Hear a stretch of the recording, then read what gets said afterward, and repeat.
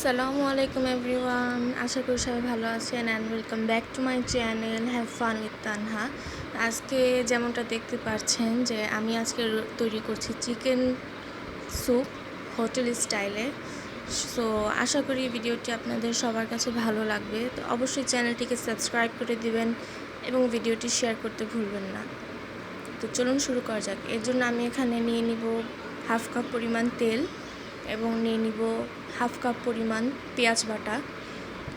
যখনই তেলটা উপরে চলে আসবে তখনই বুঝতে হবে যে আমাদের পেঁয়াজটি ভুনা হয়ে গিয়েছে। এর মধ্যে আমি দিয়ে দিব আদা রসুন বাটা 2 টেবিল চামচ, তারপর কিছু গরম মশলা দিয়ে দিব, তেজপাতা, দারচিনি এবং লং দিয়ে দিব। এরপর দিয়ে দিব 2 টেবিল চামচ পরিমাণ টক দই এবং টক দইতে দিয়ে ভালো মতো কষিয়ে নিতে হবে মশলাটাকে।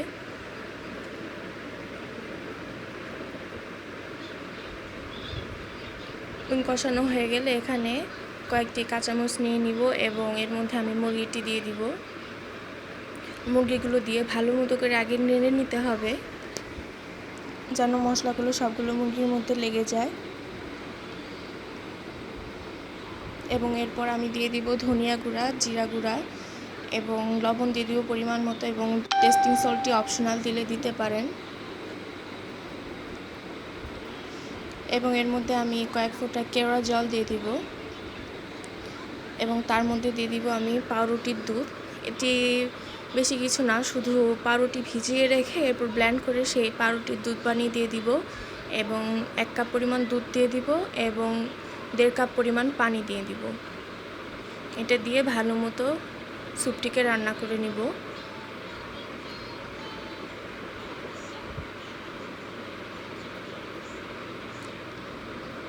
আমার এখানে আরও কিছু পানি দরকার ছিল, এজন্য আমি আরও আধা কাপ পরিমাণ পানি দিয়ে নিয়েছি। এই তো এরই মাঝে আমাদের স্যুপটি রেডি হয়ে গিয়েছে। এটিকে গরম গরম রুটির সাথে পরিবেশন করলে খুবই ভালো হবে। অবশ্যই একবার হলেও ট্রাই করবেন এবং কমেন্টে অবশ্যই জানাবেন কেমন হয়েছে এবং ভিডিওটি শেয়ার দিতে ভুলবেন না। আশা করি ভালো লেগেছে ভিডিওটি। সো আল্লাহ হাফেজ, ভালো থাকবেন সবাই।